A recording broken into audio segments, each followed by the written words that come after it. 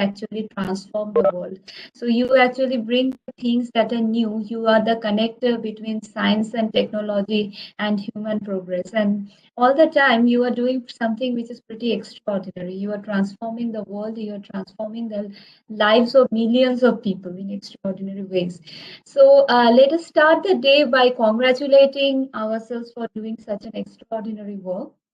And in the process, that also brings us to today's topic, which is about stress management. So in the previous class, we were actually, we started off a discussion about managing stress by managing self.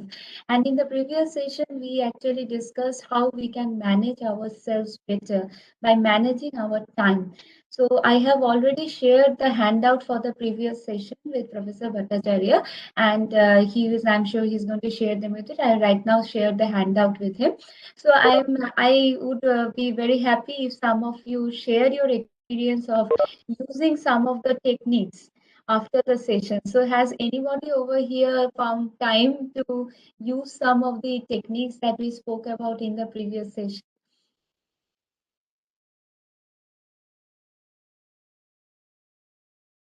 So if you have tried it and you have some experience, some thoughts to share, it would be good to hear about that to start off.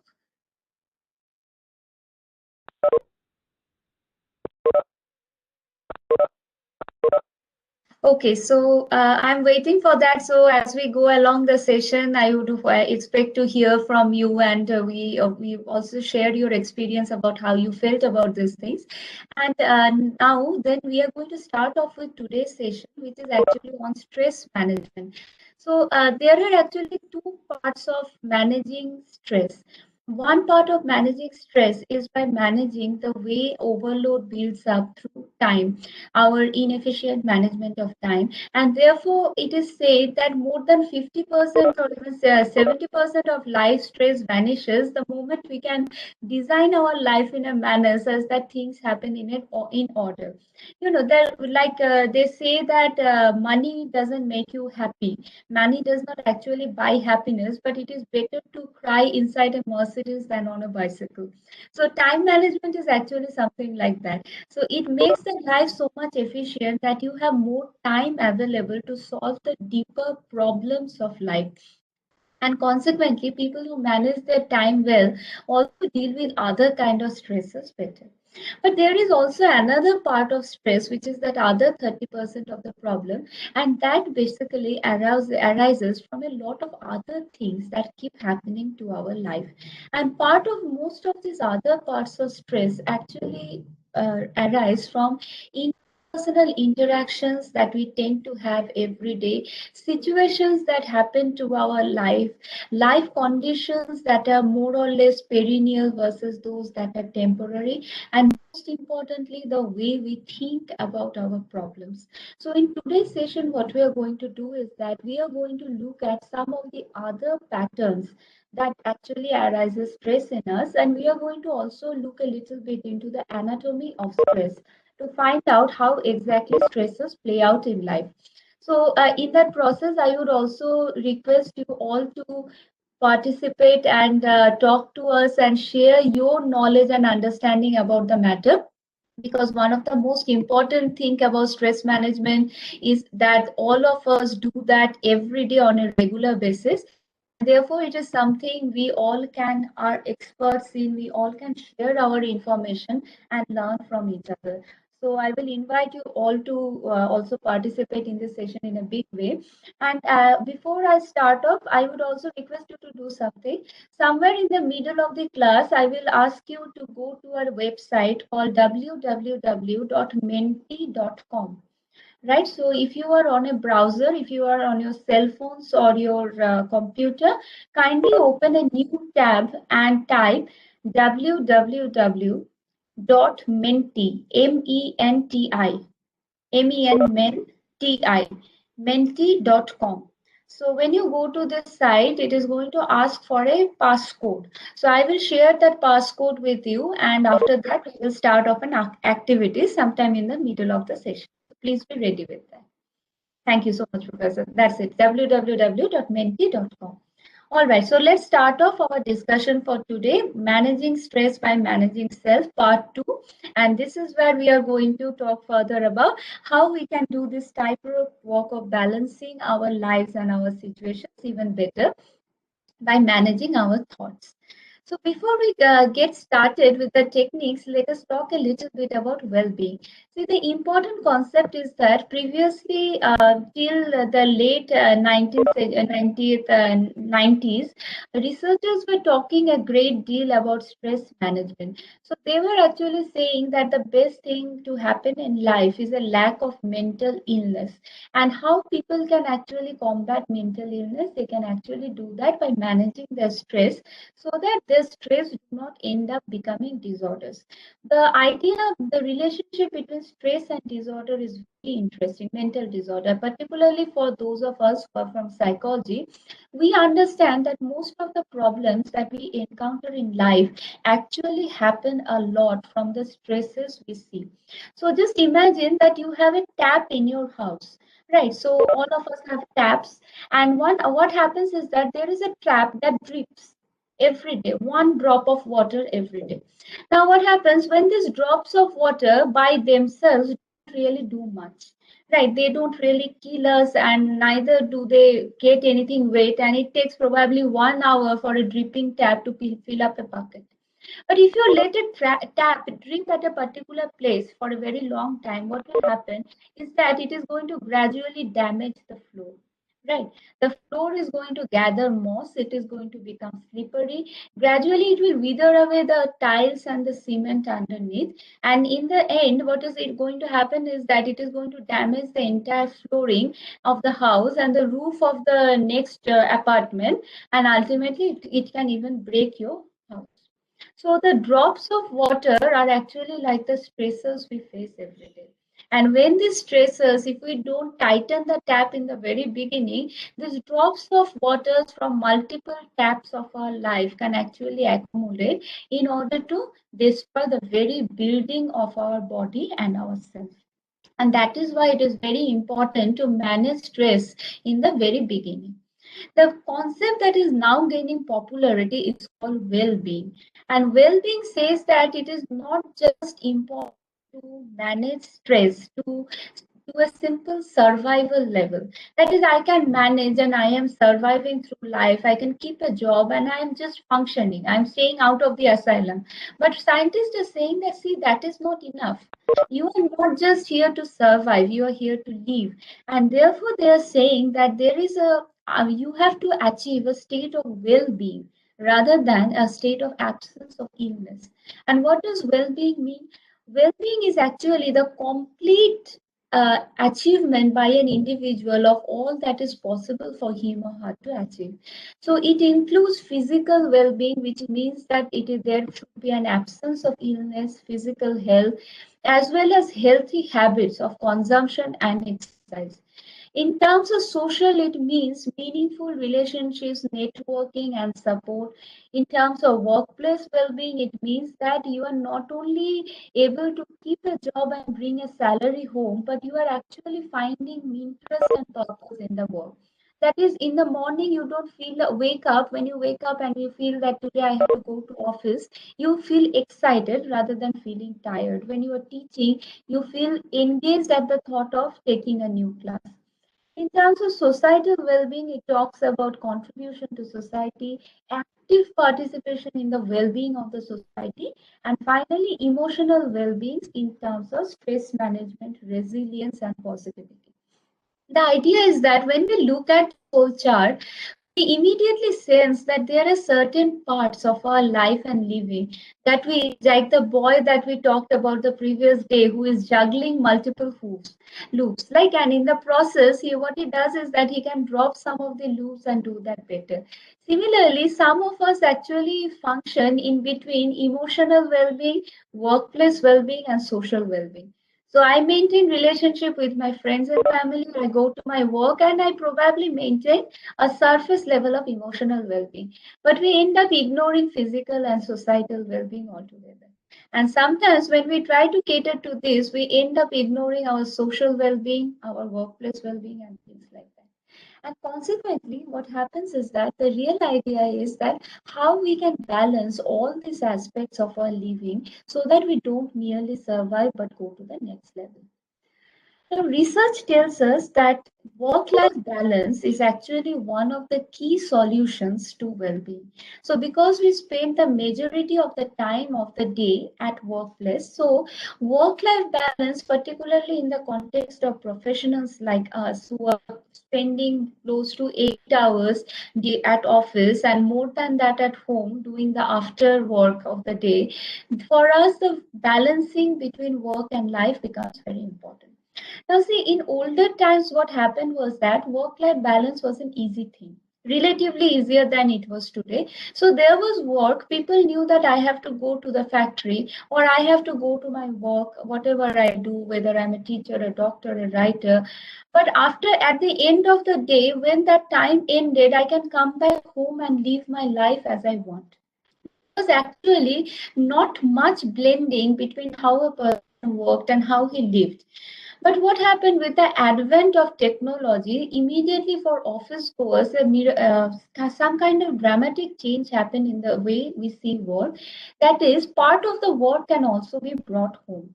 So the way laptop, internet, and mobile phones have empowered us has also taken away some of our freedom. And the work has come up to actually cover a bit of our life. So this phenomenon is called the work family conflict. When your work becomes so engrossing and it becomes so overwhelming that it actually eats up into your personal life. So if we think about our own lives, whenever we come back home, most of us actually bring some of that work home. Is that a reality for you, by the way? You can share your thoughts on the chat, or if you want, just let us know that it does that happen the same way with you. See, for all the academicians and professionals we tend to talk with, they say that we tend to bring a lot of our work back home. And sometimes it is actual work, and sometimes whenever we talk with our wives or our husbands, our children, what we do is that we talk about the office. We only share the tension that we have in the office, and sometimes we are rude to our family members because we cannot get rid of the stress that has happened to us during the office. And the reverse of it also happens a lot. That is called the family work conflict. So sometimes the family life is so taxing that also eats into your effectiveness at work. For example, these are very challenging times, right? So in certain homes, there are health conditions. Probably someone in the family has to be hospitalized.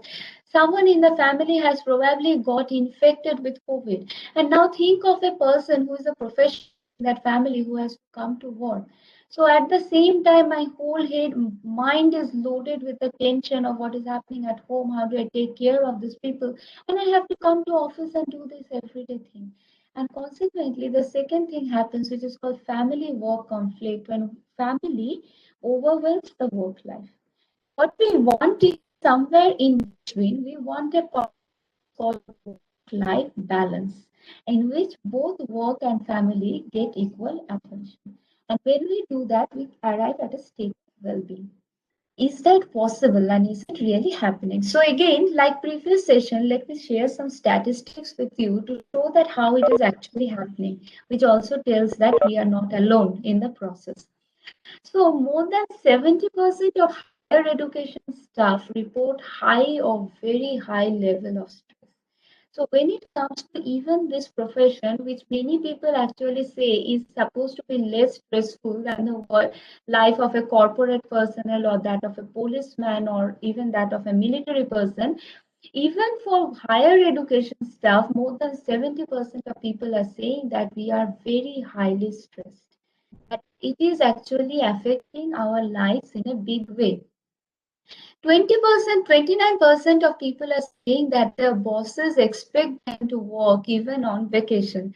So even as academicians, we know that even when we have our holidays or summer vacation, it doesn't really mean a break from work. We have to be continuously working, developing new course materials, or developing new work. Or how many of us are really able to be away from our phones even when on vacation? So this is becoming a challenge around the world, and only 25% respondents in a worldwide survey said that their leaders model sustainable work practices. Much of the stress also comes from the way we are handling our work. And such employees are 55% more engaged and 2.1 times more likely to stay in the company. So, work life balance and well being actually helps in the long run. When people are stress free, they actually end up contributing more to their life and their work. And we also find that around 33% of people are saying that work life balance is becoming the number one concern. So they are ready to give up compensation, advancement, and job stability even for the sake of that. All actually tell us that work life balance and the ability to manage stress is becoming extremely important, both from the research perspective as well from the well being perspective. In this session, what we are going to do, okay, so this is a very, in this session, what we are going to do is actually we are going to talk about some of the techniques that help us in order to manage our stress and lead us towards our well-being. I have a very interesting comment here from Karthik ji, who told all of us that managers expectation that is that in a single tree you have to go banana, mango, apple, orange. Very lightly put. So sometimes it is actually unrealistic expectation that lead to a lot of stress in our lives. See, there are like in the previous session we said that there are two ways to manage the world. One way to is to think that our organizations are going to change, they are going to be more understanding, and life is going to change. Other way is to start doing the work ourselves so that we can change our patterns. So I believe in the second philosophy more. So today's session we are also going to talk about that some very simple, easy to adapt techniques which we can actually use to reduce our stress. But before that, let us get into something very interesting. Let us start off this session talking a little bit about what is actually stress. Now, stress is a very interesting concept. The most important thing is that without stress, human beings will actually not end up doing anything in life. So, stress has two parts. Like we talked about this in the previous session, stress has a positive part which is called eustress. So a little bit, or unless we have a little bit of tension, a little bit of worry, and a little bit of excitement about uncertainty about what is going to happen, we will never end up doing something good. And this is the eustress is the good kind of stress that drives us. So how many of us actually studied in our childhood when there was no examination? Right? So exam acted like the eustress. But after a while, when stress is prolonged and very tension orienting, becomes what is called distress. And distress is something which is damaging our body minds in a big way. So there one of the most famous researchers in the field of psychology, Hans Selye, he told that every stress leaves an indelible scar. So sometimes we feel that we can actually manage the stress lives, right? So I can do it. Even if I have to work like 12 hours a day, even if I am sleeping at 11 o'clock or 12 o'clock every night and doing all the work in the house myself, still I am able to manage it. So what's the worry? I'm going to worry about it, say, 10 years later. But the problem is that we never understand how stress is damaging our body and mind. And every time we face a stressor, we end up being a little older, which means that our body degenerates, our bodies and our brain degenerate due to the hormones and the chemicals that stress releases in our body. So, to understand stress, what happens is that I am sure that many of us here are familiar with the information that we are going to share. The stress actually arises primarily in the old parts of the brain. So what happens is that I think many of us know this already. The brain has two parts. The human brain initially evolved only the lower part of the brain, which is also called the reptilian brain. And the upper part of the brain, which is called the neocortex, is a later evolution. So this is the part of the brain which is reserved for thinking, feeling, and many of the rational thoughts that we have when we take a decision. So this is called the neocortex or the new brain. most of a stress reaction actually arises from the old parts of the brain, which is called the limbic brain or the reptilian brain. Now, the interesting part about stress is therefore that stress is one of the earliest and one of the most ancient emotions the human brain has ever felt. So this is how stress is designed. Whenever the body encounters a certain kind of stressor. So for example, you are all sitting inside your rooms and suddenly something very strange happens. Say you hear a bomb blast outside your windows and the whole house shakes. Or for example, think that suddenly there is an earthquake and the house starts moving. What do you do? Initially, our mind for a split second is just going to freeze. You are going to forget everything. You are going to forget my voice. You are going to forget that we are in a class and you are going to jump up and think, what is happening? After that, what happens in the body is called the fight or flight response. The body actually energizes you to take some very quick action. And this process is started off by the brain immediately when it senses that there is a stressor in the environment. So what happens? There is the release of the stress hormone called adrenaline. So that is why stress is sometimes called adrenaline rush also. So as a result of that, what happens? Our muscles get tensed. Our blood rushes to the vital organs because the heart must beat faster. And consequently, when we are stressed, our heart actually starts beating very hard. Right? Our face becomes flushed because the blood is flowing to our brain, and consequently, our cheeks become red. And then what happens is that our pupils become dilated so that we can see. Blood pressure increases, there is increased alertness, and we try to start breathing very rapidly. There's shallow breathing so that we can get in more oxygen. Now, this is all very fine so long as you want to run out of the room and get to safety. But the point is that if the stressor continues, now this reaction happens on a daily basis. Every damn time you sit down to do some work on your computer, the house starts shaking and there is a bomb blast outside and you have to run out of the house every time it happens. Gradually, this release of stress hormones lead the body to a situation called burnout. In burnout, what happens? The body is on a continuous and prolonged state of activation. So just imagine you have a car, new car, which you drive at 100 kilometers per hour. So if you drive it for one time, the car runs very well. You do it twice, the car runs very well. Now imagine running the car at 100 kilometers per hour for 7 days at a stretch. What will happen to the car? The car is going to burn out. The tires are going to erode. The machine is going to erode. The engine is going to probably get hot and have a blast. So this is the situation of burnout when the body just gives up and it says, I can't do it anymore. Your brain totally gives up. And this is the situation at which point the employee says that I cannot face life anymore. There's a nervous breakdown. The employee develops a lot of symptoms like heart pressure, blood pressure, increased heart rate. There can be stress-induced ulcers and many other kind of problems. And ultimately, we become like a used car, ineffective. Now, the interesting part of our brain is this. The brain still reacts to stress in very prehistoric ways. Now, in the slide, you're going to see two pictures, right? So these pictures are about the ancient caveman. So in ancient times, in prehistoric times, what happens is this, that uh, our life was in certain ways pretty simple. There was no cell phone, no job, no office, no salary.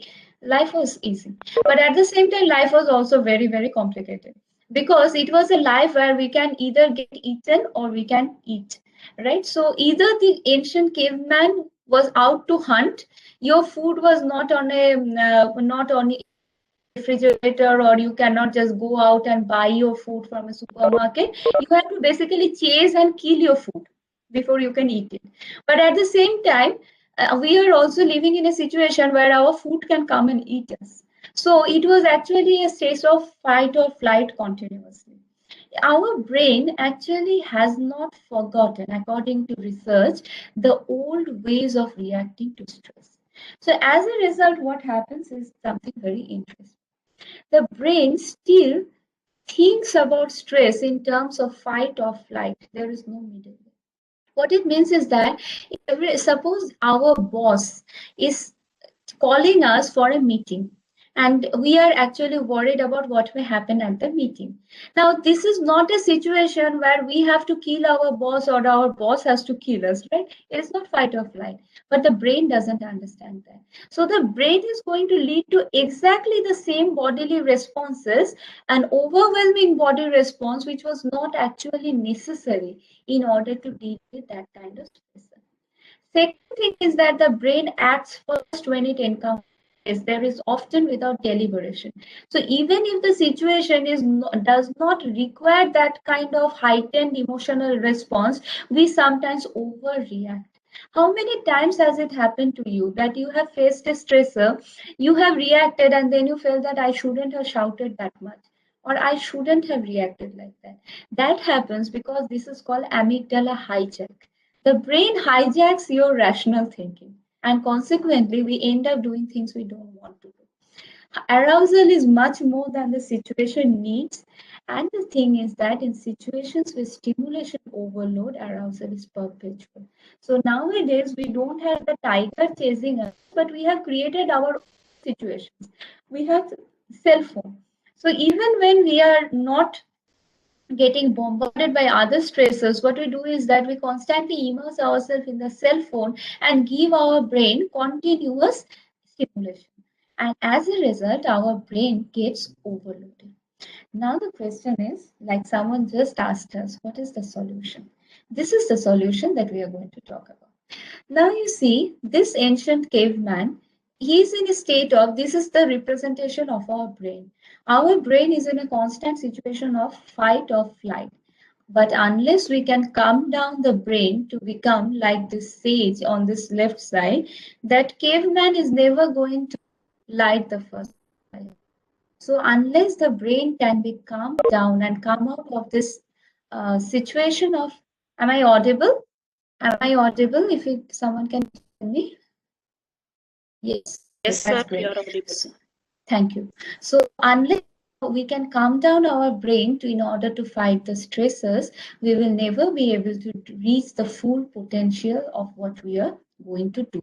And that is why stress management is so important. Not only because it helps us to deal with the tensions in our life, but basically because it frees up our brain so that we can do something better with the wonderful resources that we have available to us. So what should we do? What is the solution? See, the solution lies in something very interesting. Our brain is designed to react to fight or flight, go on a fight or flight mode when it faces what is called an overload. When stimulation becomes more than what the brain thinks is not manageable, it will automatically give rise to a stress reaction. But therefore, our job is to manage that overload. We have already talked about one technique of managing overload in the previous class, that is by managing time. In this class, we are going to talk about two more techniques.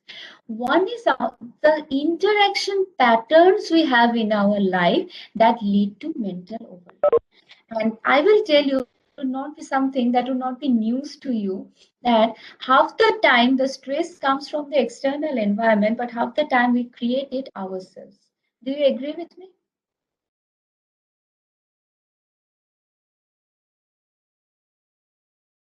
You know, all of us have 24 hours in the day. Some of us manage to do extraordinary things with that time, and some of us are get overwhelmed with even one job and probably a very small amount of work to do in that too. Right? So one thing is that how the stresses in life, research shows, comes from the way we react to the stresses in the environment. So one way of managing overload is to basically control the way we react to stresses. And the other way is to enhance the brain's capacity to manage overload. So let's come to those one by one. So I want you to do something now. Please go to this website www.menti.com and use the code 4972492. 49, 72, 49, 2. So I request you to go on the website www.menti.com and log on to use the code. And when you go there, you are going to see a screen. Okay, and I'm going to share the screen with you. So see, you are actually going to see a screen in front of you if you go to this website and if you type in this code. And when you type in the code, there is going to be a question in front of you. The question is 4972 492. It is on the screen right now at the very top. And the question is, it is a little difficult question. I am not going to ask you what stresses you. I am going to ask you this question. What is the characteristic of yours that contribute to your stress? So there are certain kind of things that happen in the external environment, but have you ever felt that there are some things that are inside you that also contributes to your stress? What is that characteristic of yours that contributes to your stress? Okay, and we have the first response. So please, if you have multiple responses, please use 1, 2. That is also okay. You can number them: lazy, easygoing, procrastination. Accept whatever work assigned by your superior. Very interesting. Short-tempered, ego. So sometimes we tend to be short-tempered. We react to the world. We probably feel that we are not controlling our emotions in a big way, while others are telling that I accept whatever we are going to, whatever work is assigned to us, we do that immediately. Surrounding aggressiveness of people, fear of losing jobs, so consequently that is also leading to stress. Pressure to succeed always, not understanding the subordinate situation. Okay. So somewhere there is a gap also we are feeling. Very nice introspective comments are coming up.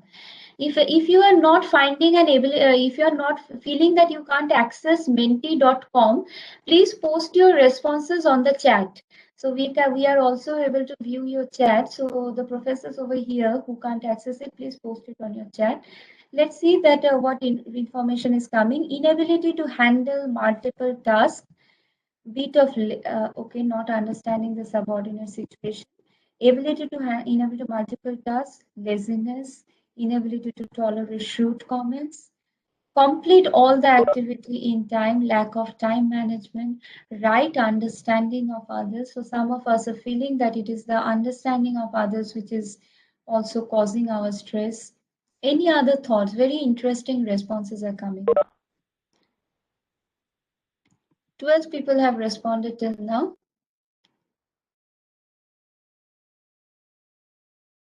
Expectation, Dr. Sudha says that it is expectation to be orderly. So somewhere we are also under this pressure that we also have to do everything right and everything on time. And that leads to a pressure in ourselves. Yes, one of the major causes of stress across the world. People are perfectionists. Working with foolish people. Yes, people are out around me don't understand me. They don't understand what I want. Why don't they just listen to me and do the work as I want? I want to achieve more, multiple tasks at a single time. Yes, our pressure to succeed, our pressure to achieve more, these things are causing problems. Any other responses? Very interesting responses are coming up. Do you see a pattern? And that's a question. Are you seeing some kind of patterns that are coming up over here? My desire is the main reason for my stress. So Professor Himanshu says that it is the desire. Himanshu ji has an interesting response. Desire leads to stress.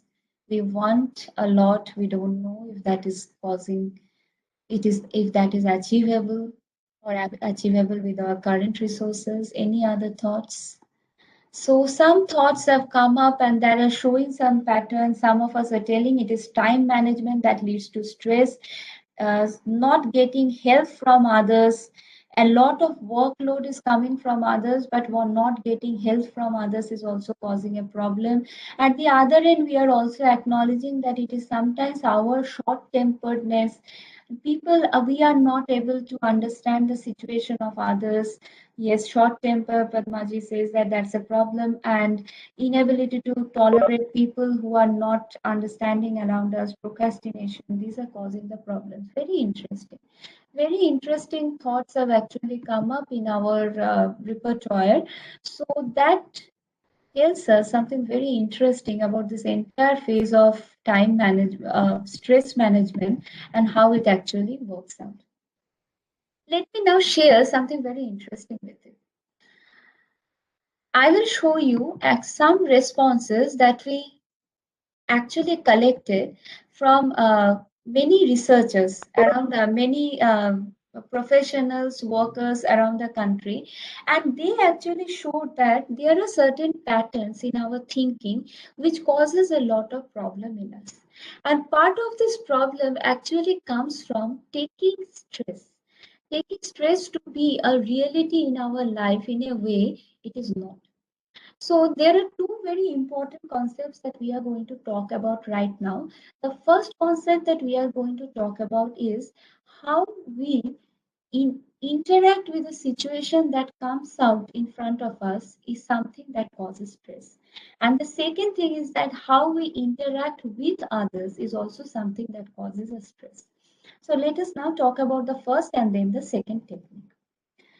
The first technique that we are going to talk about is actually comes from the field of psychiatry, and I hope that you find it very useful for your personal lives because it is actually the most potent technique in order to fight depression. See, depression has become a very important concept these days, particularly in the wake of the COVID-19, and a lot of suicides and a lot of self-harming activities came in the news, right? So even if we some of these cases later became controversial, but even without looking into the surrounding controversies, we also saw that there is a lot of depression and depressive tendencies that surfaced in the people during the time of the lockdown. And this brought us to one important, yes, Satishji, so we are going to actually talk about this concept of chronic stress right now. So Satishji asked an important question: what is the solution to chronic stress? So the thing is that most of the times in life, stress, there is a very important concept which is called the stress diathesis model from the field of psychiatry. This says that, see, within each one of us, there is a tendency for an illness that comes from our pattern of thinking and our pattern of interaction with others. Some of us have a positive pattern of thinking and a positive pattern of interacting with others, whereas others among us have a negative pattern of thinking and a negative pattern of interaction. Now, when now these two kinds of people can face two kinds of situations. One situation is that of stress, high stress, another situation is that of low stress. When the negative people meet with a situation of high stress, the result is a catastrophe. Because one, the situation is stressful, and two, our pattern of thinking and interaction is also stress inducing. Consequently, the combo is horrible. It is like adding fuel to fire. And consequently, the result is a catastrophe in which there is mental breakdown, physical breakdown, the person gives up, and there can be depression and multiple other horrible reactions. But when a positive thinking person meets that same kind of high stress situation, sometimes they come out of it very smoothly.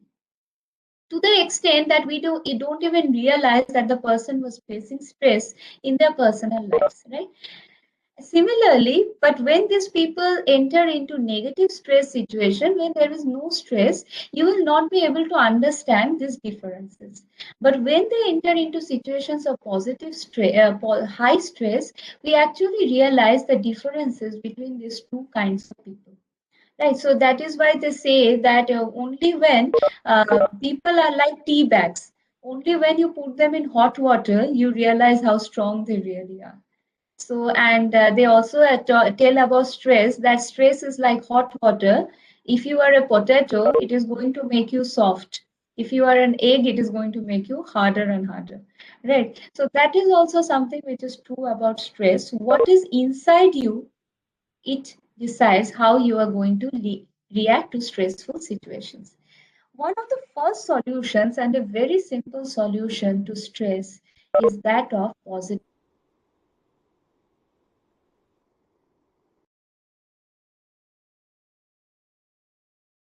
Do right here, right now, sitting on your chair.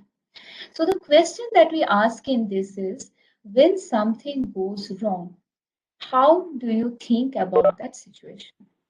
So there is one way of thinking about that situation, which is called the cognitive triad of negativity.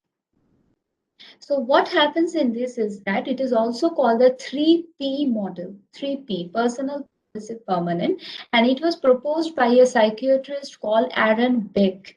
And Beck is one of the most famous researchers in the field of clinical depression.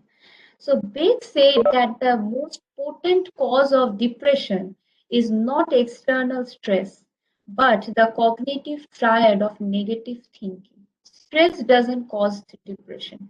Your thinking causes depression.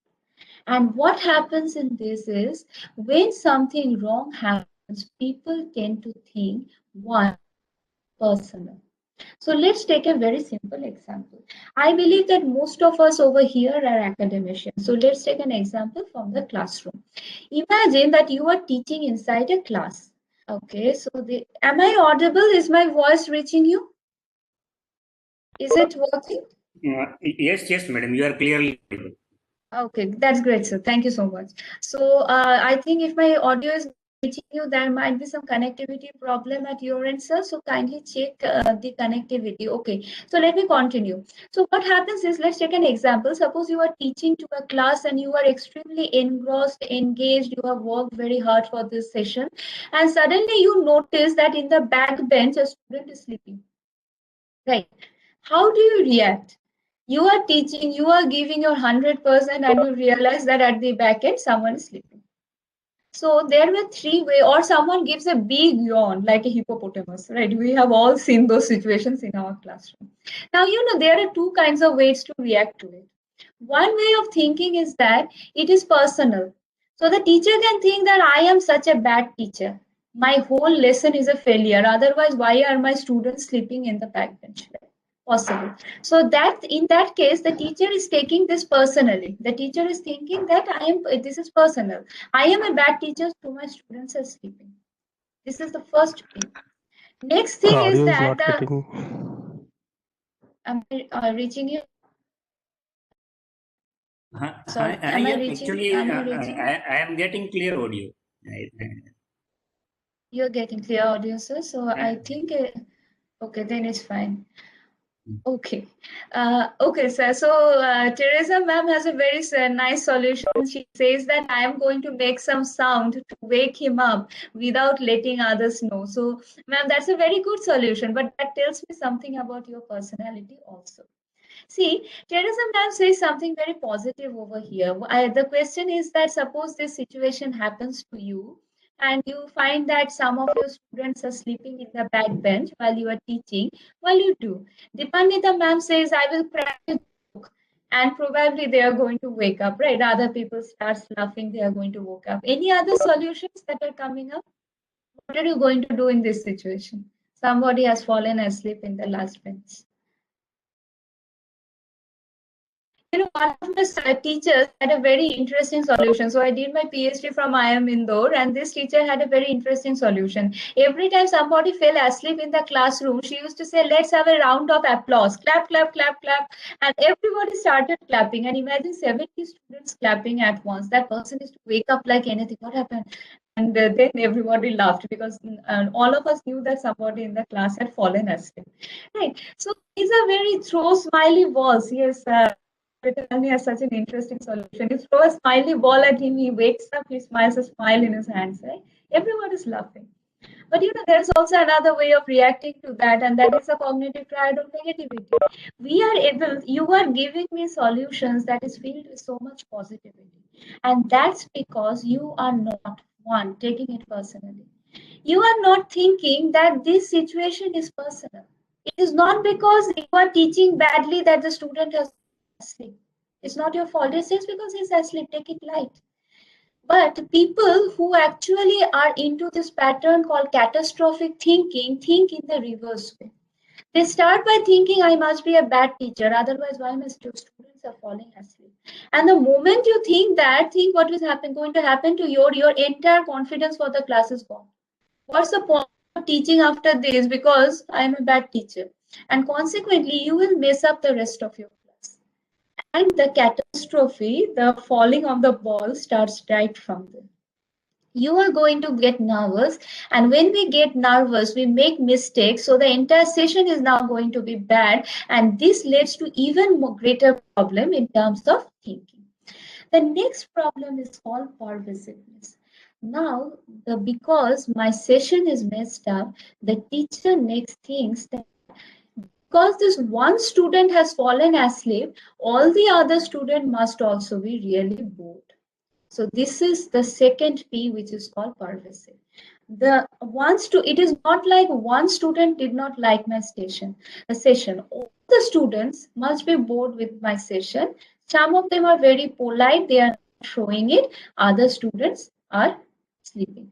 So second problem is that when stressors hit our life, we tend to think that it is pervasive. So when a person gets ditched, for example, by the girlfriend, the person thinks that my life is over. Or when a student does very badly in the examination, they feel that I am a failure in every part of my life, and consequently they commit suicide. They fail to realize that exam is just one part of your life. What about a family? The family never said that we are teaching you. The girl, probably the lover, they never said we are teaching you, and they don't think like that. The second problem of catastrophic thinking is pervasiveness. We feel that the problem stretches to every part of our life. Just because I am teaching badly means that I am a bad person. Third problem is called permanent. Such people feel that this has no solution. And this is the biggest problem. So if I have got one bad session, it may be everybody has a bad session where students fall asleep. Doesn't mean that it is permanent. But such people, when we engage in catastrophic thinking, we believe that it is never going to go right. And when we engage in catastrophic thinking, personal, pervasive, permanent, Beck says that we enter into the cognitive triad of negativity. There is no way you can come out of this kind of thinking. Once we engage in that, there is no way we can come out. We can only go downhill from here. Everything is personal, everything is pervasive, everything is permanent. So what is the solution? Chronic stress, as you say, chronic stress is actually the result of catastrophic thinking. Start by thinking of everything according to the 3P model. So I would request you to introspect and think if there is any part, any time in your life where you are engaging in this kind of thinking. You believe that it is personal, it is pervasive, it is permanent when bad things happen to you. What is the solution?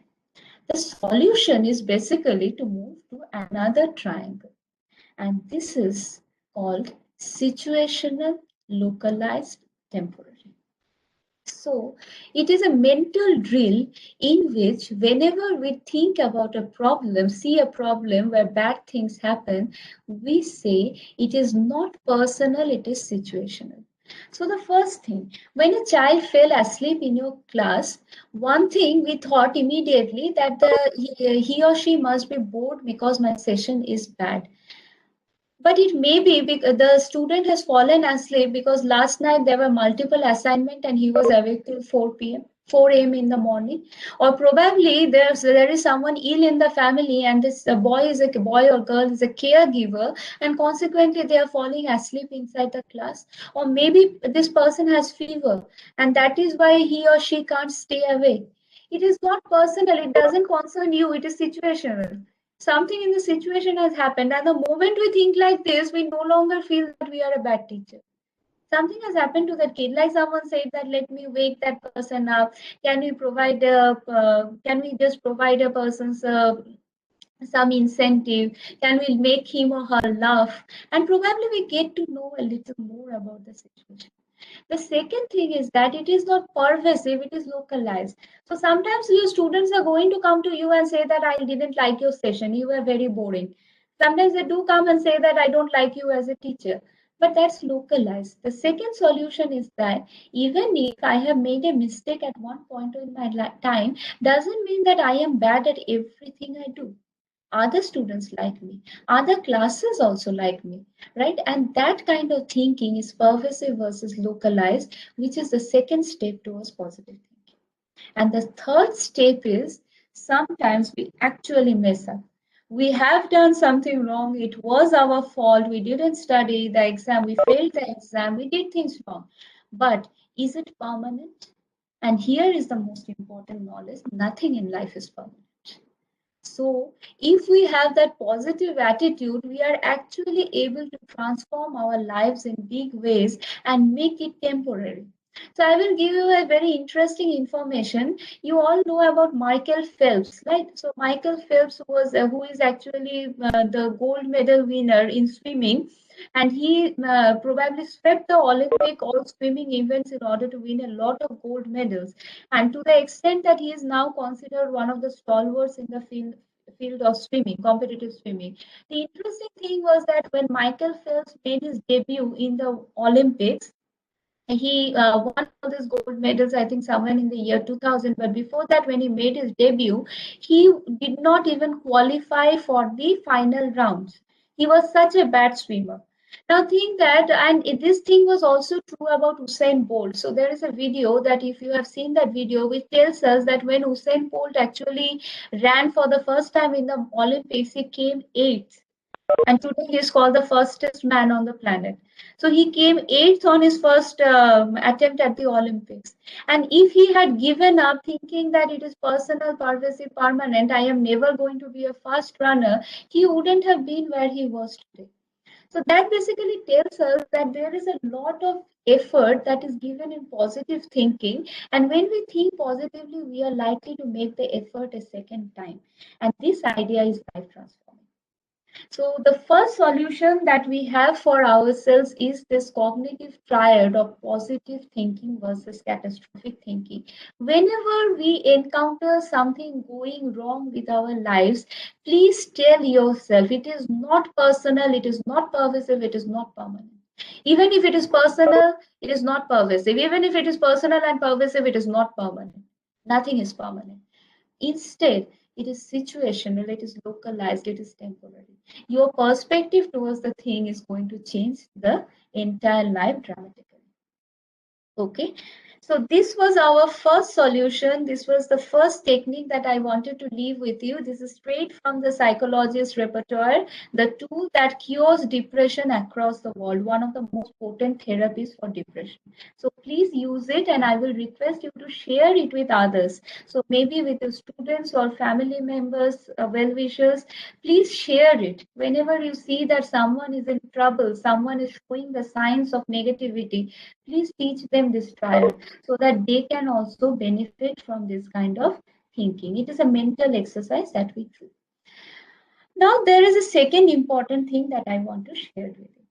You gave me a lot of responses when we asked the question that do you feel that your characteristic leads to a lot of stress?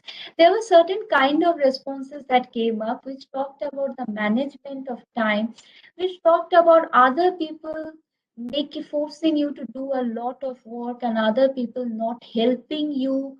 People are not ready to share the load. And sometimes we are talking about hot temperedness, not understanding subordinate, and things like that. These are some of the responses that we have collected from multiple groups of professionals. Right, so you see that some of the responses are actually common, which shows that there is a pattern.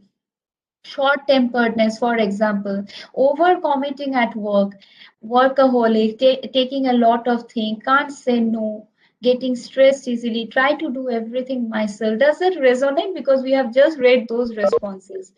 Too nice and trusting, may be exploited. If you look at it carefully, you will actually see that there are three patterns that emerge over here, three kinds of people. One kind of people, their motto is that they try to do everything themselves. They don't delegate. And they are very nice people actually. They try to help everybody, they try to do all the work themselves, and consequently they are stressed. The second kind of people, because they are so try to do everything like a perfectionist, they get stressed when other people don't understand them, and consequently this leads to short temperedness, anger. They are very disciplined but other people not understanding them, and a problem at the workplace. So when you are good but everybody around you are lazy, that's also another problem. And the third kind of problem comes up when people lack confidence. They are feeling that nothing I do turns right, lack of confidence, too shy, nervous, and therefore those people are also more likely to be exploited. Other people dump things on you. Are these things happening to you? Is our second question. If you are seeing some of these things happening to you and these patterns resonating to you, let me present to you the second very popular concept presented by the psychologist Eric Berne. And Eric Berne said that much of the stressors in life are created by us ourselves. Berne said that life doesn't create a lot of stresses for you. You create stresses for yourself in life by interacting with life in certain ways. So let's look at what Eric Berne says about stress. Eric Berne says that there are three kinds of people, another triangle. The first kind of people are called the rescuers. So as I am describing the characteristic of the rescuer, let me first tell that none of these are bad in themselves. But if you overdo any one of these three patterns, it is going to lead to stress for yourself and for others. The challenge is in overdoing the whole thing. If you do it once or twice, it's not a problem. If you do that every day, it becomes a problem. And that is what we are going to talk about now. The first kind of people are the rescuers. And I know that there is a lot of rescuers among us right now over here. So please let me know if you see a similarity. These kind of people are the nicest people on the planet. Everybody likes them because they have this characteristic that they take the responsibility on themselves. Let me do it for you. So this is the catchword. So you have all had co-workers like this, and probably you are one of those co-workers yourself who actually take the responsibility on their own head and say that I will be able to do it. You cannot complete your work, let me do it for you. You are getting late for office, let me cook the breakfast because I can manage by getting late at my office, but you should not suffer. You have to iron your clothes, let me do it for you. You have to cook your own food, let me do it for you. So rescuers are people because they are very efficient and they like to help others. But there is a challenge. When the rescuers do it for a long time, there are two things that happen. One, other people start depending on them. So if they continue to do all the work in the office at home themselves, other people starts giving up their work. They become lazy and they say, okay, you do it. So that is how sometimes mothers spoil it at home, right? So they try to do every single thing at work themselves, and consequently, ultimately, they do all the work, and the rest of the people in the house are actually lazy. Similarly, fathers do that a lot too. Men do that too. They take in the entire load of running the family on their own head to the extent that they don't delegate it to others. And consequently, when the pressure comes, when everybody expects them to do everything, other people don't do order the food, other people don't go for shopping, other people don't if there is something, a tube light goes bad in the house, it's a dad who has to replace that. If a fan breaks down, it's a dad who has to call the mechanic. Everything has to be done by him. And ultimately what happens, these people become frustrated and they take up the second life role, which is called the persecutor. Persecutors now start feeling angry and they say, why don't others work the way I want them to? Because after a while, you'd have done this rescue work, you start getting frustrated. Nobody reciprocates. Nobody actually pays you back. Have you ever got this feeling that you are doing a lot for others, but you are not getting reciprocated? If you are feeling like this, if you drop a yes in the chat, that would be really great, because we want to know that if this is resonating with you. If this is happening to you, then sometimes part of it actually comes from the way we interact with the world. You know what, it happens. Ramya ma'am says that it sometimes happens to us. Yes, because what happens is that when we go on rescuing other people. Yeah, Rajulapati ji, will come back to you. Madam Sudha will come back to you. We will ask you more about why this is not happening and what you are doing right. See, but in general, what happens is that the rescuer soon starts feeling frustrated because their actions don't get reciprocated. And then they actually start telling other people, why don't you do the things the way we do? And they start appearing to other people as persecutors. Let me take an example. There are all maths teachers in our childhood. So all of us, if we think about our school days, we can think of at least one or two teachers who had been very aggressive. So there are some teachers we love, but there are some teachers we absolutely hated in school because they were so aggressive. They were always beating us up. We were scared to go in the classroom if we didn't do homework. They used to punish us, right? So we all had those teachers. Now think, if you go and ask those teachers that why were you so aggressive with the kids, they would say that we were not aggressive. If we don't scold the kids, they were never going to study, isn't it? So they were, in their minds, they were actually rescuers. To our minds, they were persecutors, isn't it? And that's the problem. And that is exactly the problem that starts happening, that when a person tries to help others, sometimes they are seen as persecutors. So this brings us to this problem. We get stressed because nobody seems to reciprocate the good things we do for them. And the second thing is that we get frustrated because nobody is paying back the favor. And the third problem that happens is that of the victimhood. And this is the third personality people pick up. Rescuers soon after start feeling like victims because nobody pays back their favors. And consequently, they come up with the statement, everybody exploits me. And that is very true. But nobody else realizes that they are exploiting you because you never really asked for anything for them. So Eric Byrne is saying that part of the problems of life of rescuer comes from the fact that they never tell other people to help them. If you don't tell people what you want, they are never going to give it to you. And that's not their fault. People are not mind readers. They are not supposed to know what is happening to you. If you cook every morning, people feel that you love cooking. They never feel that you hate cooking, but you are doing it because you love them. If you want them to reciprocate, you have to tell them. And the second problem is that rescuers are also victim magnets. So what happens? These people now attract people who are low on confidence, who feel that I am worthless. And when you rescue them, the problem is that you never let them build their confidence. So imagine you have a child and every day you tie the child's shoelaces. So one morning the child says, Mama or Papa, let me tie the shoelaces myself. And you say that no, you can't tie your shoelaces. So he said, let me just try. And he tries and he gets it wrong. And you say, you see, I told you you can't do it yourself. That is why I do it for you. You have done something very successfully. You have tied the shoelaces, but you have also destroyed the child's confidence. And now he will never be able to tie his shoelaces again. There are three fears that actually make us run from one life position to another. The interesting thing is that according to research, people tend to move across these three life positions in their life. And this causes major stress. When we are rescuers, we are afraid of something.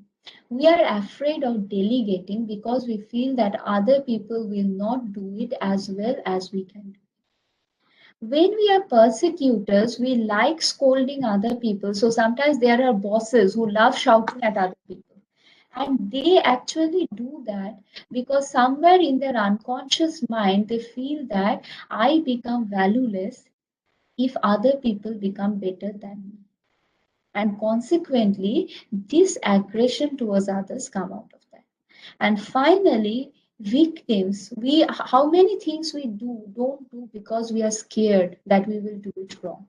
Right? How many times we don't take up an opportunity because we are scared that we will mess it up if we take it up. If you are doing it, then it is the fear of the unknown that is stopping. What is the solution? The solution lies in another model, which is called I am okay, you are okay. I think this model is familiar to a lot of us. So this is how it goes. There are Thomas Harris, who is also from the field of transactional analysis, said that, see, there are four ways of looking at the world. First is about how you view yourself, and the second is about how you view others. So you can, when it comes to yourself, you can think of yourself as okay or not okay. I am good versus I'm not good. I have confidence versus I don't have confidence. Similarly, when it comes to others, you can think of people as basically good or basically bad. So basically good can make mistakes, but still they are good people underneath. Or people are basically bad. So you should be cautious. When you have the life positions that you are also a good person, capable, able, and other people are also good, you have the life position called I am okay, you are okay.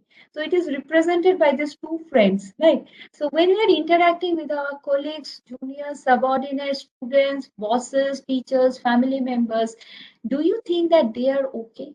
When we do that, we do a few things. One, we give people second chances.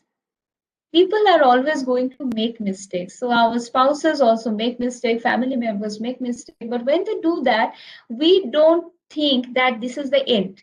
We give them second chances. We say it's okay. Second is we don't make criticism personal. That is, we don't tell them you are stupid. We say that what you did was not correct. Let's do it like this. So instead of making criticism personal, instead of telling you are bad, we say that the work was not good. This helps the other person to build confidence. Third is you give other people chance to do things on their own. They learn from doing that. So, and fourth is having empathy, realizing that other people also have problems and situations, like the student who fell asleep in your classroom. Was there really some situation that is driving his sleeping? Or is it just that he is a bad student in general? When you are from the life position, I am okay, you are okay. Start by thinking that there might be something situational that is happening here and not personal. Consequently, these people tend to be happier.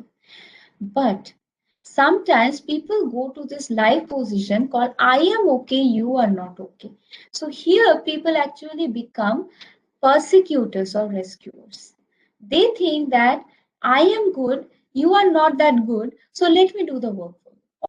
I am good, you are not good. So they tend to be short tempered. Sometimes they tend to be aggressive towards the subordinate. They tend to actually overreact when people make mistakes. And this happens to all of us. We get frustrated. And see, as academicians at such high levels, you also are perfectionists. So perfectionism has a small problem that leads to a lot of stress. Perfectionists are very impatient with people who are not perfect. Please introspect if that is causing half of the stress in your life. You expect other people around you to be good at what they do. Sometimes that causes a lot of stress. The problem with this life stance, I am okay, you are okay, is this that it leads people to think that I am not okay, you are okay. So when we tell people that you can't do it, let me do it for you, what we end up doing is that we make them feel incompetent. And as a result, their confidence breaks down. And when people's confidence break down, they become like this little child over here. Look at his face. So they either lose all their self-esteem and consequently they will never be able to share your load. And conversely, something interesting also happens. They sometimes rebel and say, I am not okay, but you are also not okay. So they fight back and they either become like this, they shout at our face, which is still better, or they wear a mask. They will not tell you what is wrong on the surface, but they are going to sabotage you and they are going to create problems for you. Harris and Burns says that the solution lies in this life position. Whatever happens in life, whenever you are interacting with other people, do not make criticisms personal. Give people second chances, empower people, and build confidence. So, if someone is causing a problem, Burns says that the best way is to start by giving them a compliment. Make them feel good. When you make people feel good, they also reciprocate by making you feel good. So, that is the solution. This brings us to the second solution. Now, let me now quickly move to another important point. See, the brain is like, in these first 2 points, we have actually discussed about the kind of life situations we face interacting with one another and the power of positive thinking and positive interaction in order to deal with life problems. So when we communicate to people that we are positive, we take every situation as they come and we do not worry, life becomes a lot more simplified. At the same time, we also need to remember that the brain has a capacity. Brain is like any other muscle. So sometimes the brain needs to be trained to not react to stressors in a negative way. So there is a very simple technique that I'm going to talk over here. For example, when you are very stressed, highly stressed, they say that it is very good to have a chewing gum in your mouth or to eat something. You know what? It is a very interesting technique. When we are eating something, the brain stress level automatically comes down because this is related to the prehistoric times. The prehistoric people, when they are running away from tigers, they were not eating. Right. So the prehistoric people ate only peace and calm all around because when you are eating, you cannot be under threat. So only non-threatening environment people eat. So nowadays, the brain has actually associated eating with happiness and calmness. So when you are feeling stressed, one simple technique is to put a chewing gum in your mouth or something to or toffee because when you are eating, the brain feels that must not be stressed because this person is eating. This is a time-tested, research-tested technique of immediately lowering your stress. Another technique is smiling. So there is a whole research paper that says that I must be happy, else why other people are smiling. So it shows, research also shows that when we are smiling, our stress level automatically comes down. So a small life hack you can share with your students also. When they enter into an interview and they are feeling very tensed, or when you are facing tensed about an encounter with someone you don't really find pleasant, just smile. Enter with a smile, and you will see that all the stress automatically comes down. Your stress comes down, and it also makes other people think that okay, this person is in command, otherwise why he or she is smiling. But there is also another technique which is called meditation. So I am going to now, as someone just said, let me just try this technique with you. Are you able to hear an audio over here? Are you able to hear some music? Achha, so the music is not reaching you. Let me try this one. Are you able to hear the music now? No, Is it ma'am. audible? No, ma'am. Okay, never mind. Let's do something. Let's do something interesting over here. I don't need a music for doing this specifically. Hello, am I audible? Am I audible to you now? Yes, ma'am. Great. So thank you. So what I'm going to do it, okay, we don't really need a music for this. I'm going to teach you a very simple technique. After this, whenever you are going to do this, you can also play a very calming, soothing music along with it. You can find a lot of that on YouTube. For now, just do something. Please, all of you, wherever you are sitting right now, wherever you are, just take a 2 minutes break. Close your eyes. Just get into a relaxing position on your chair. Spread your arms and legs. Just spread them out. Relax. and listen to me. If you are wearing glasses, right? So if you are wearing glasses, please take off your glasses and listen to me carefully. Close your eyes, please, and listen to me. The technique that we are going to talk about right now is called progressive muscular relaxation. So I want you to close your eyes and follow my voice carefully, and do not open your eyes until I ask you to open. Concentrate on the top of your head. Concentrate on the muscles on the top of your head, your eyebrows, your eyes, your ears. Now, as much as you can, to the extent possible, please frown very hard. Bring your eyebrows together and frown like you do when you are very tensed or angry with the world. Bring your eyebrows together and constrict it to the extent possible. Hold it. Now relax. Relax and feel how it feels to be relaxed and how it feels not to be tensed. Come down to your cheek. Concentrate on your teeth and your cheek muscle and your jaws. Now, to the extent possible, grind your teeth against one another and harden your jaws, like you do when you are very tensed and when you are worried. When you have talked for a whole day and your jaws are aching, hold on to that feeling. Try to feel that pain. Now relax. Slowly relax and let your mouth and teeth and cheek return to the relaxed position and feel the calmness.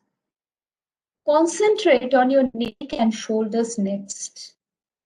To the extent possible, you draw your neck and shoulders close to your body.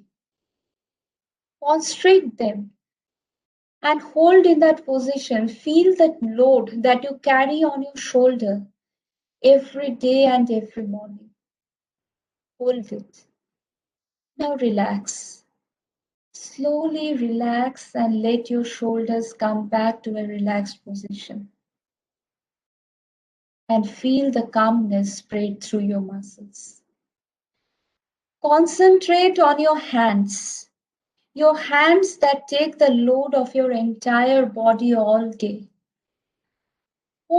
Feast your hands tightly, like we do when we are very angry and when we are very tensed and when we are very worried. Close it as tightly as you can. Tighten your arms close to your body in the same position. Feel the tension in your back, in your arms, in your hands, in your fingers. Hold the position. Now relax.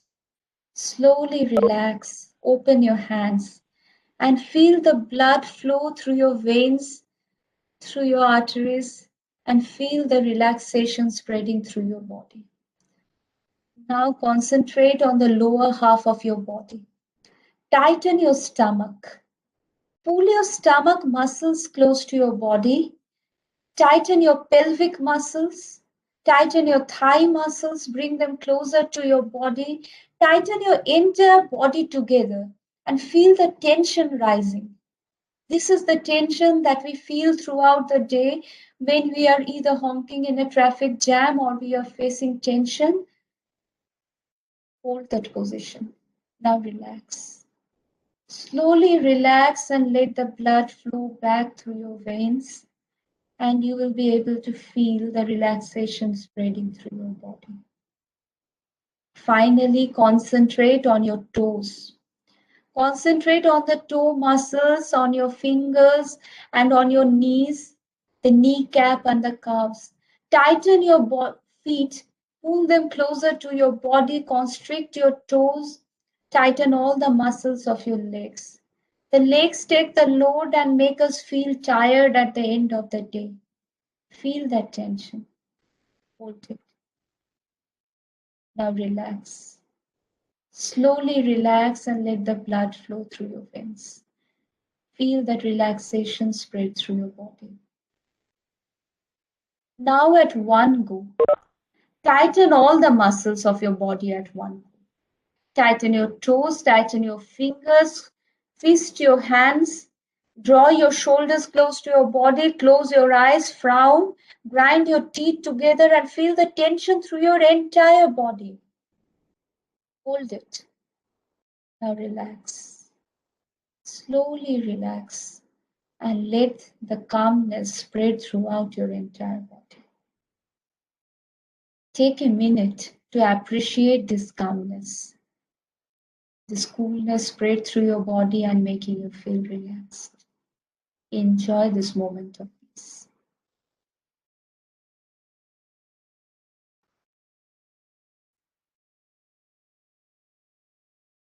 If you are ready, slowly come back to us. The technique that we have spoken about right now is called progressive muscular relaxation. This technique connects two kind of things together. It connects the state of being tensed with the state of being relaxed, so that our brain automatically gets trained that whenever we are getting our muscles constricted, it automatically relaxes our muscles. People are often so tense during the day, they don't even notice that when they are getting tensed. But our body gives us cues. And our job in this technique is to relax our body whenever we are feeling tensed. I invite you to do this exercise for at least 10 minutes every day. So every night before you fall asleep, you can do this exercise for at least 10 minutes and it leads to very good sleep. And in addition to this, you can later do this whenever at work you are feeling tense. Just take 2 to 3 minutes off, play some good music, calming, relaxing music, and follow this pattern one by one. From the top of your head to the tip of your toe, constrict the muscles, hold it, relax it. So this is the first technique of muscular relaxation. Now let us talk about one more technique that I'm going to, yes, we are going to share the steps with you also, sir. Now please be with me, close your eyes again, and let me take you through another journey. This is a very simple step. We call this the guided imagery meditation, which is also a part of mindfulness. So here what we will request you to do is close your eyes and imagine a scene following my voice. Please close your eyes, relax your entire body and listen to me carefully. Imagine that you are on the top of a mountain. It is evening time in the mountains and the sun is setting at the end of a day. And you can slowly feel the cool breeze touching your body from the mountains. The fresh air that is not polluted by any pollutant from the city or from the human world.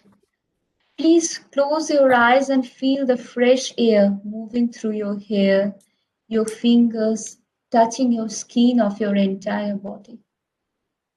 Now feel the grass under your feet, the cool green grass that is slowly growing. Feel the grass under your body and lie down on the grass. Feel it on every corner of your body as it is touching your toes, your hands, the back of your neck and your back as you are lying on the grass facing the sky. With your eyes now try to see the sunset around you. The air is calm, it is quiet. You can hear the chirping of the birds as they are returning to their home. Please try to hear quietly the sound of the birds chirping. Now look at the sunset around you. The sun is setting, but it is not the end. It is the beginning of a new time where the earth is rejuvenating itself for a new morning. Try to feel in yourself with the energy of the sun as the earth rejuvenates itself and gets ready for a new day. Feel the coolness of the night setting in around you. Close your eyes and try to fill yourself with the energy of the universe. Take a minute and understand that you are part of this universe and fill yourself with its energy.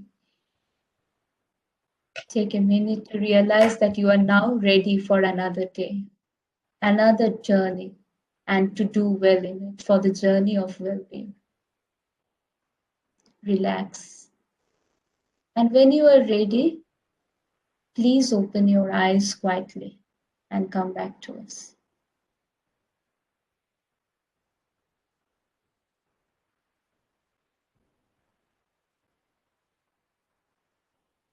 Please open your eyes quietly.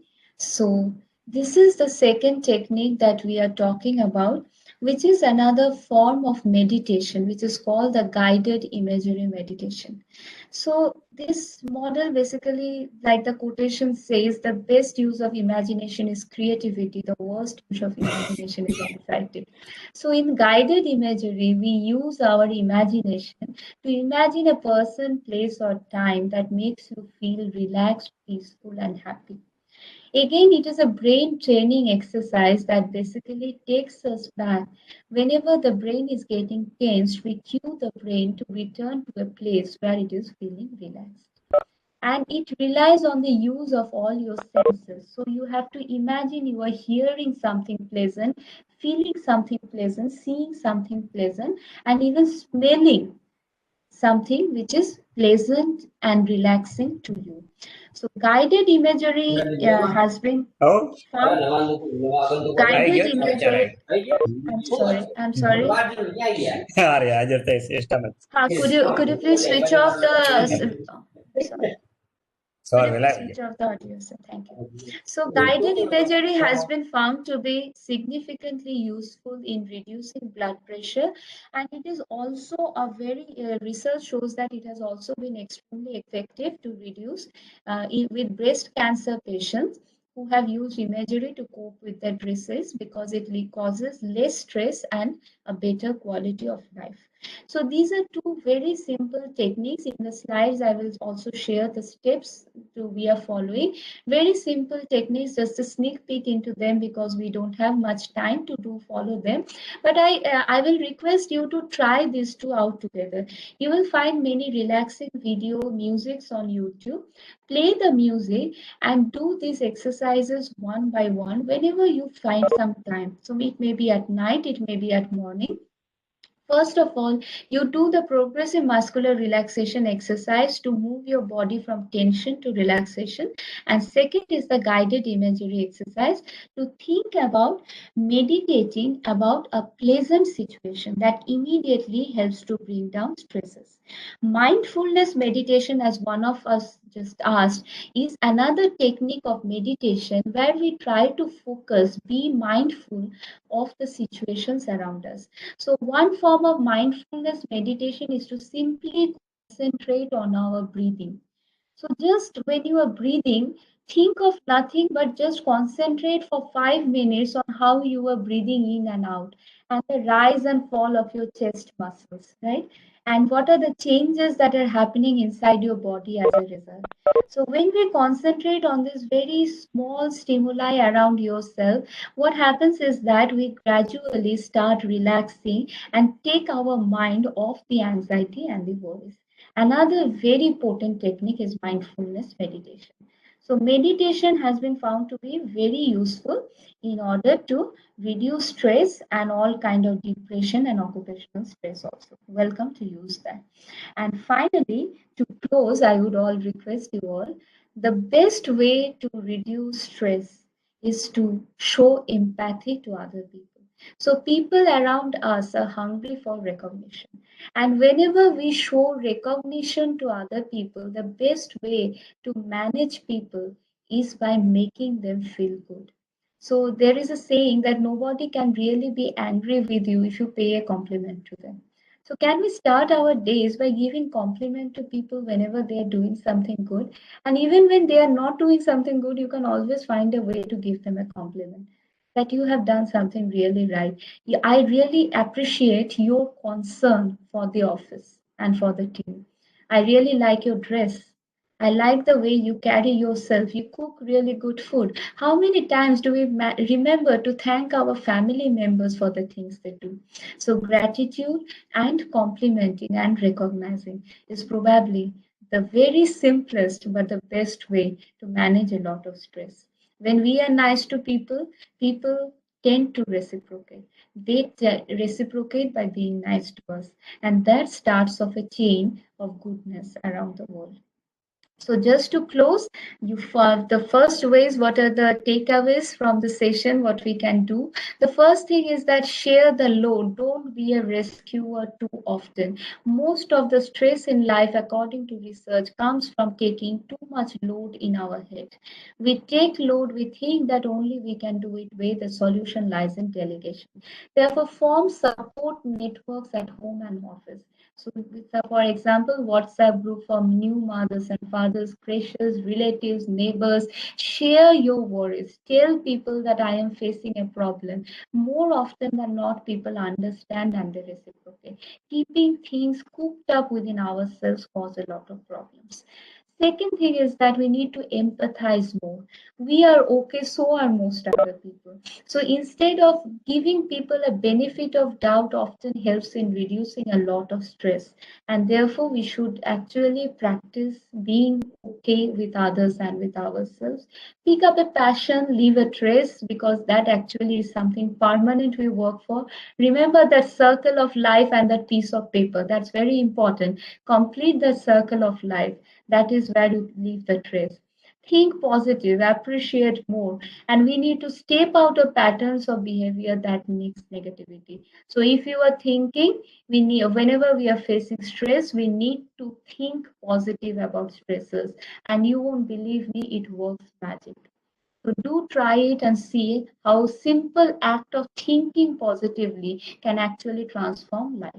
And the most important thing, take care of yourself. You cannot pour from an empty cup. So please take care of yourself. Do meditate, do relaxation exercises, reduce your stresses to the extent possible, delegate your work because you are the most valuable resource that you can ever have. So make the best use of it. You cannot, if you use a tool every day, it is going to rust. So you have to take care of the tool, and at the same time, you should not let it rust. You should not let it lie down, but at the same time, you cannot use it to the extent it breaks down. So you have to find that balance between the two. And here are some very simple, small techniques. I feel that it would be useful. Just to close over here, just with a small quote which is very popular, the best time to plant a tree was 20 years ago. So yes, all of us should have started. If you like something over here, I know that we all feel that we should have started 20 years ago, but please remember the second best time is now. So if you like anything over here, anything resonated with you, you felt was useful, please take your time to start today, because time is the most valuable thing we have. That piece of paper is not waiting for anybody. So whatever you feel is going to take us on the journey where we want to go. The time to start is right now. Okay, with that, I'm stopping my session. Thank you very much for your kind attention, for your participation, for listening. And if you have found anything useful, we'd love to hear from you on our mail ID.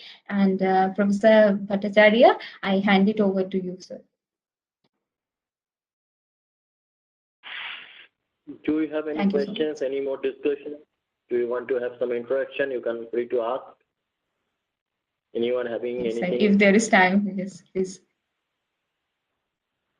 We can take Would love 5-10 to. minutes if you have got really something interesting to discuss or something.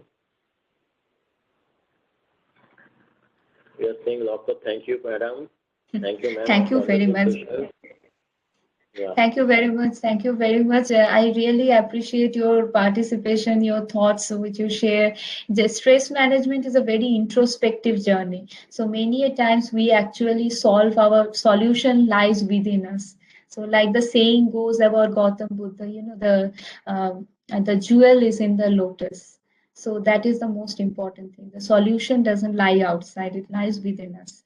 And finding that is really this. And with this August group, I am sure that most of the things that I am saying is nothing new over here. The only thing we have to do is take the time out to do it. and that solves it. So I think no more questions came. All are satisfied, and definitely it was a lot of encouraging and engrossing session. People have got to some introspect about themselves.